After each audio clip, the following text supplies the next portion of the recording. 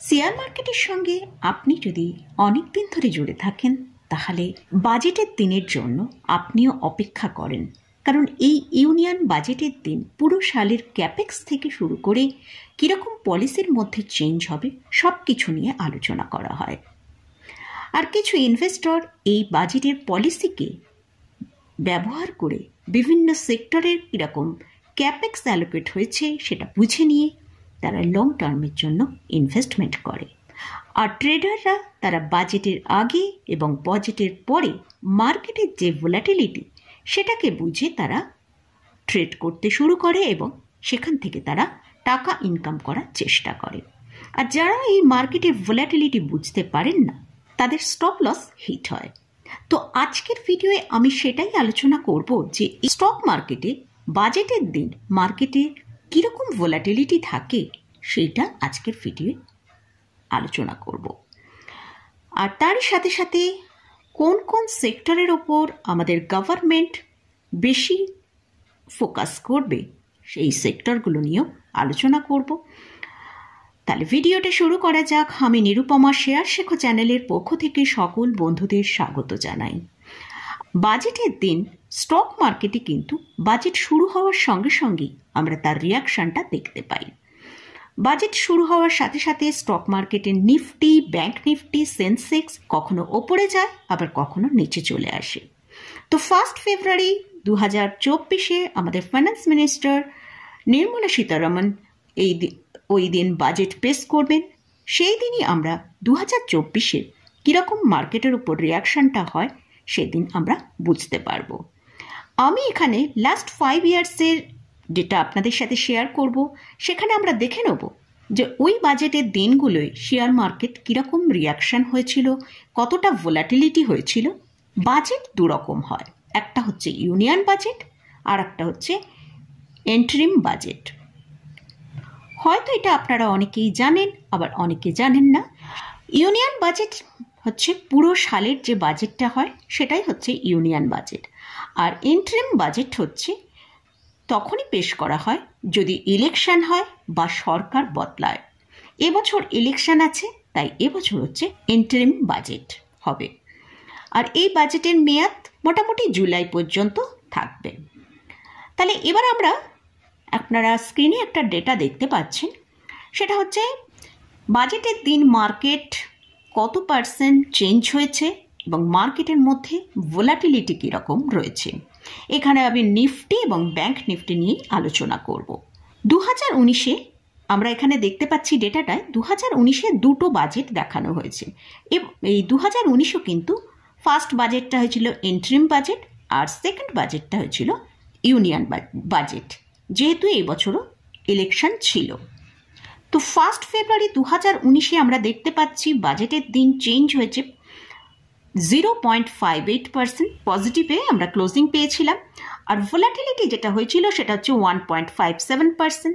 Bank নিফটির ক্ষেত্রে আমরা দেখতে পাচ্ছি নেগেটিভে ক্লোজিং হয়েছিল, যেটা চেঞ্জ হয়েছে 0.77%। আর ব্যাংক নিফটির ক্ষেত্রে ভোলাটিলিটি হয়েছিল 2.24%। এরকম আমরা জুলাই 2019 যদি দেখি, সেখানে আমরা দেখতে পাচ্ছি নেগেটিভে আমরা ক্লোজ পেয়েছিলাম 1.14% আর ভোলাটিলিটি হয়েছিল 1.56%। আর এখানে ব্যাংক নিফটির ক্ষেত্রে আমরা পজিটিভে ক্লোজ পেয়েছিলাম 0.01% আর ভোলাটিলিটি এই যে বাজেটের দিনে যে পুরো ভোলাটিলিটিটা হয়েছিল সেটা হচ্ছে 1.08%। এরকমই আমরা যদি 2020 ফেব্রুয়ারি মাসের ফার্স্ট দিন যে বাজেটটা হয়েছিল সেখানে আমরা দেখতে পাচ্ছি নেগেটিভে মার্কেট ক্লোজ হয়েছিল মাইনাস, মানে সেই দিন যে বাজেটটা পেশ হয়েছিল সেই বাজেটটা কিন্তু মার্কেটের খুব একটা পছন্দ হয়নি, সেই জন্য সেখানে নেগেটিভে ক্লোজ পেয়েছি 2.51%। ভোলাটিলিটি যেটা হয়েছিল 3.30%। আর ব্যাংক নিফটির ক্ষেত্রে -3.28%, ভোলাটিলিটি হয়েছিল 3.92%। মানে আমরা দেখতে পাচ্ছি শেয়ার মার্কেট কিন্তু সঙ্গে সঙ্গে তার এই বাজেট পছন্দ হয়েছে কি হয়নি সেটা কিন্তু সঙ্গে সঙ্গে তার রিয়াকশনটা দেখিয়ে দিচ্ছে। সেরকমই 2021 আমরা দেখতে পাচ্ছি একটা পজিটিভ ক্লোজিং পেয়েছি, সেটা 4.74%। ভোলাটিলিটি হয়েছিল নিফটির ক্ষেত্রে 4.94%, আর ব্যাংক নিফটির ক্ষেত্রে ক্লোজিং দিয়েছিল 8.26% পজিটিভে, আর ভোলাটিলিটি হয়েছিল 7.76%। মানে এই 2021-এর যে বাজেট পেশ হয়েছিল ইউনিয়ন বাজেট, সেটা কিন্তু মার্কেটের কাছে খুব পজিটিভ মনে হয়েছিল, এবং সেখানে আমরা একটা মানে খুব বড় পজিটিভ ইম্প্যাক্ট আমরা শেয়ার মার্কেটে দেখতে পেয়েছি। 2022-এর ক্ষেত্রে ভোলাটিলিটি হয়েছিল 2.19%, নিফটির ক্ষেত্রে ব্যাংক নিফটির ক্ষেত্রে 2.95%। আর 2023-এ লাস্ট ইয়ারে আমরা যেটা দেখেছি সেক্ষেত্রেও কিন্তু খুব বেশি ভোলাটিলিটি হয়েছিল মার্কেটের মধ্যে, নিফটির ক্ষেত্রে 3.55% আর ব্যাংক নিফটির ক্ষেত্রে 6.39%।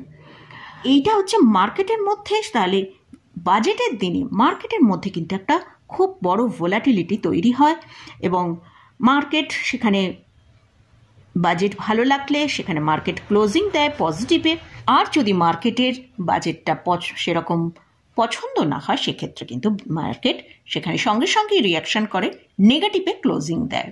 বাজেটের দিনে মার্কেটে কীরকম রিয়াকশান হয় এবং মার্কেট কতটা ভোলাটিলিটি থাকে সেটা নিয়ে ডিসকাস করলাম।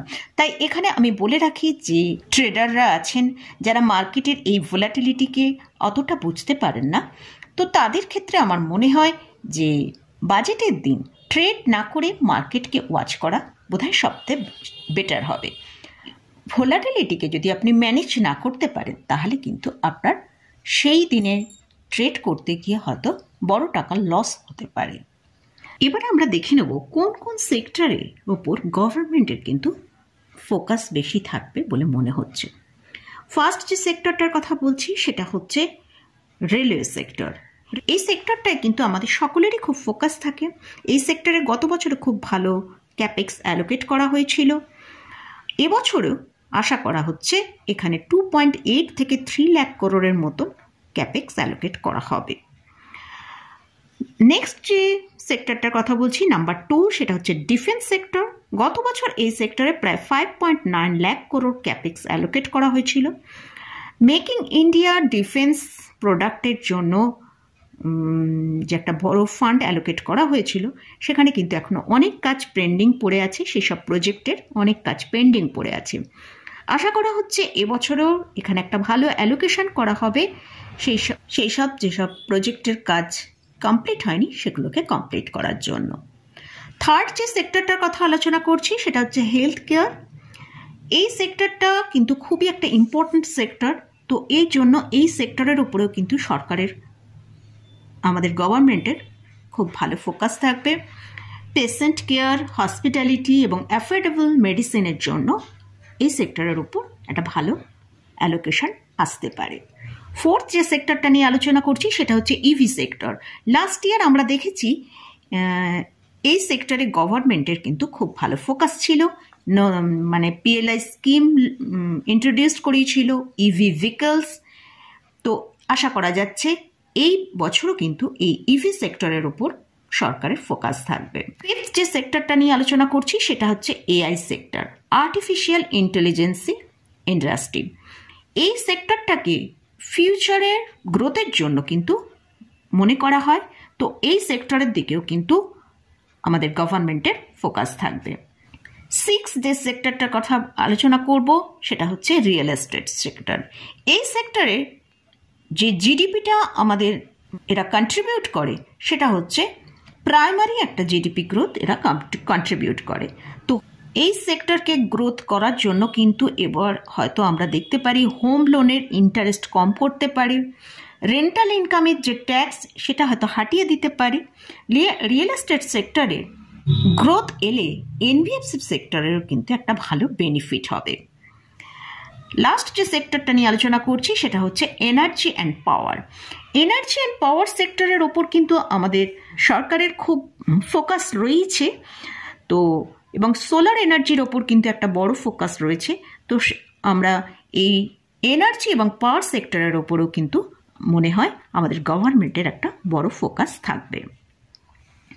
তো মোটামুটি এই সেক্টরগুলো নিয়েই মনে হচ্ছে আগামী দিনে যে বাজেট আসবে সেখানে আমরা একটা খুব ভালো ক্যাপেক্স অ্যালোকেট দেখতে পারি। যারা ইনভেস্টমেন্ট করার জন্য চিন্তা ভাবনা করছেন যে বাজেটের পরে একটা ভালো ইনভেস্টমেন্ট করবেন, তাহলে অবশ্যই এই সব যে সেক্টরগুলো নিয়ে বললাম, যেমন রেল, ডিফেন্স, এইসব, হেলথ কেয়ার, তারপর ইভি, এসব সেক্টরের ওপর যেসব স্টক রয়েছে সেই সব স্টকগুলোর ওপর আপনারা ফোকাস করতে পারেন।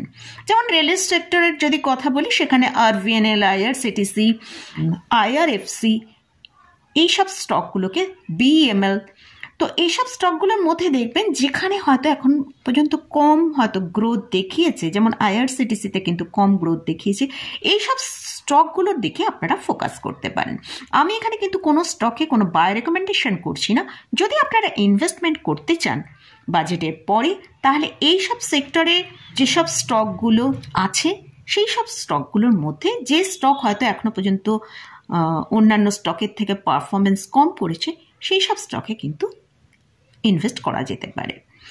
তো আমরা দেখেছি লাস্ট ইয়ারে পিএসইউ স্টকের কিন্তু খুব ভালো ডেভেলপ হয়েছে এবং খুব ভালো স্টকের মধ্যে আমরা র্যালি দেখতে পেয়েছি। আর যারা ট্রেডার, তারা এই বাজেটের দিনের যে ভোলাটিলিটিটা হয় সেটা আমি এখানে দেখালাম, তো সেটাকে যদি ম্যানেজ করতে পারেন ওয়েল অ্যান্ড গুড। আর যারা একদম নতুন, তারা কিন্তু আমার মনে হয় এই দিনটা তারা বোধহয় ওয়াচ করাটাই বেটার হবে, না হলে কিন্তু অনেক টাকা লস হবার সম্ভাবনা এই দিনে থাকে। কারণ আমরা ভোলাটিলিটিটা দেখতে পেলাম মার্কেটে এই দিন কী ধরনের ভোলাটিলিটি হয়, ওয়াচ করাটা বেটার হবে।